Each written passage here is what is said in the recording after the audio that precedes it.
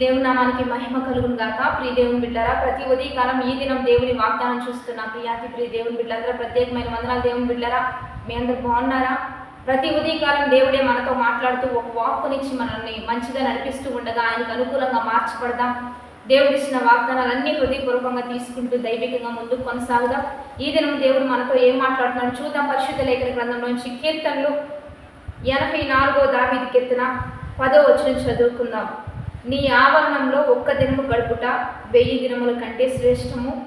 భక్తిహీనుల గుడారంలో నివసించుట కంటే నా దేవుని మందిర ద్వారం వద్ద ఉండుట నాకు ఇష్టము. ఈరోజు దేవుని బిడ్డల మంచి భక్తుడు రాస్తున్న మాట, నీ సన్నిధిలో ఒక్క దినము గడుపుట 1000 దినముల కంటే శ్రేష్టముగా ఇక్కడ భక్తుడు హెచ్చిస్తూ ఉన్నాడు. దేవుని బిడ్డరా, భక్తిహీనుల గుడారంలో నివసించుట కంటే దేవుని మందిర ద్వారము వద్ద ఉండడం నాకు ఇష్టం అంటున్నాడు. ఈరోజు దేవుని మందిరం అన్నా ప్రాంగణం అన్నా అంత శ్రేష్టమైన ఆశీర్వాదం మనకు ఉంటుంది. ఎందుకంటే ఈ దినము ఆదివారము, పరిశుద్ధ దినము. ఎంతమంది మందిరాన్ని విలువివ్వకుండా, దేవుని సన్నిధికి విలువివ్వకుండా ప్రయాసపడుతున్నారు దేవుని బిడ్డరా. ఈరోజు దేవుడు మనతో మాట్లాడుతున్నాడు. ఒక్క దినము గడిపితే 1000 దినములంత ఆశీర్వాదం ఒకటేసారి దేవుడు మనకిస్తాడు. ఎందుకంటే మీరు 365 రోజులన్నీ కూడా సంవత్సరాలు కష్టపడినా, ప్రయాసపడినా, నువ్వు ఒక్క దినములో ఇన్ని దినాలు కష్టపడిన రోజుల కంటే కూడా ఒక్క దినము మందిరంలో గడపడం వలన వచ్చే ఆశీర్వాదం శ్రేష్టం అనే విషయాన్ని ఈరోజు దేవుడు మీకు తెలియజేస్తూ ఉన్నాడు.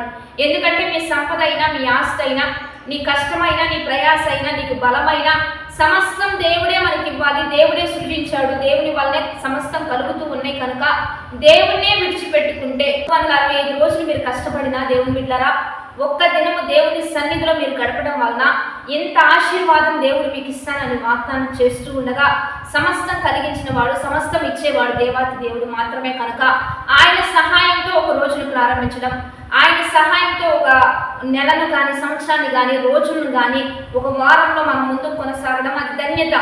దేవుని సన్నిధిలో ఉండడం అంత ఆశీర్వాదం. దీన్ని ఇంకా పెంచుకోవాలి తప్పించి ఒక ఆదివారం కూడా మీరు మందిరానికి వెళ్లకుండా, మందిరంలో గడపకుండా మీరు ఉంటూ ఉన్నారు అంటే ఆశీర్వాదాన్ని కోల్పోయిన వారిగా మీరు నిలిచిపోతున్నారు. జ్ఞాపకం ఉంచుకుందాం.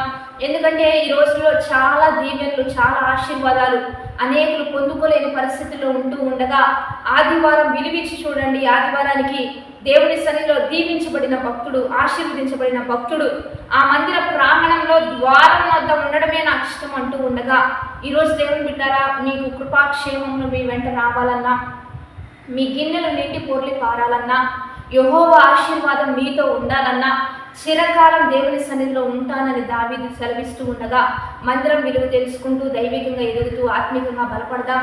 ఎందుకంటే పరిశుద్ధాత్మ నింపుదల అది మందిరం. యేసుక్రీస్తు ప్రభు లోకరక్షకుడుగా ఈ యొక్క లోకానికి వస్తే సంఘానికి మాత్రం బహుమానంగా పరిశుద్ధాత్మ దేవుడు మనకిచ్చాడు. ఇది సంఘంలో లేకపోతే ఈ ఆశీర్వాదం మనకు లేదు కనుక దేవుని బిడ్డలారా, దైవికంగా ఎదగడానికి, ఆశీర్వదించబడడానికి, గొప్ప కార్యాలు చూడడానికి ఖచ్చితంగా దేవుని సన్నిధిలోకి రావాలి. సంఘంగా, సమూహంగా అందరితో చేరి ఆరాధించడం ఇది మంచి లక్షణం. కాబట్టి మనందరం దైవికంగా మందిరానికి వెళ్తూ ఆత్మీయంగా బలపడదాం. ప్రార్థన చేద్దాం. పరిశుద్ధ మహోన్నతుల గొప్ప దేవ, ఈ దినము మేమందరం కలిసి నీ నామాన్ని మహిమపరుస్తూ ఉండగా మా మధ్య మీరుంటూ నీ వాక్కులు తెలియజేసిన ప్రతి విధముకై నీకు మహిమ. ఎంతమంది ఈ వాక్యాలను చూస్తున్నారు, ఈ వాక్ వచ్చిన అన్ని బిడ్డల పట్ల రూఢిపరిచి నీ ఘనమైన నామానికి మహిమ తెచ్చుకొని వారు మంచి సిద్ధపాటు పడుతూ నీ సన్నిధిలో గడపడానికి, నిన్ను ఆరాధించడానికి మంచి తీర్మానం తీసుకుంటూ ఉండగా వారి ఇంటి వారందరూ దీవించబడాలి, ఆశీర్వదించబడాలి. వారి కష్టార్జితం వారు పొందుకున్నట్లుగా కృప చూపించి హెచ్చించండి. బర్త్డేస్, మ్యారేజ్ డేస్ జరుపుకున్న వారికి దీవెనలు, శుభములు ప్రకటిస్తూ ఈ 50 దిన ఉపవాస ప్రార్థనల వలన అనేకులు మేలు చేయమని ప్రభువైన యేసుక్రీస్తు నామం పేరిట అడిగి వేడుకొని ప్రార్థిస్తూ ఉన్నాము గొప్ప తండ్రి, ఆమేన్. కాబట్టి లైక్, షేర్, కామెంట్ చేస్తూ దైవికంగా సిద్ధపడదాం. 50 దిన ఉపవాస ఆరాధన జరుగుతున్నాయి. ఈ 37వ ఉపవాస ఆరాధన మనందరం కలుసుకుందాం, దైవికంగా సిద్ధపడదాం. ఈరోజు ఆదివారం ఖచ్చితంగా మీకు దగ్గరగా ఉన్న మందిరాలకు వెళ్ళడం, దేవుని స్తుతించడం మంచి పద్ధతిగా అలవర్చుకుందాం. కాబట్టి మీరందరూ కలుసుకోండి. ఇచ్చుడు ధనిగా ఇచ్చి దీవించబడదాం. ఎవరైనా ఇవ్వాలి అనే ఆలోచన కలిగి ఉంటే 50 దినాలు ఆహారం మర్చిపెట్టడం జరుగుతుంది కనుక కలుసుకోండి. ఇచ్చి దేవుని నామాన్ని మహిమపరుద్దాం. ఆమేన్.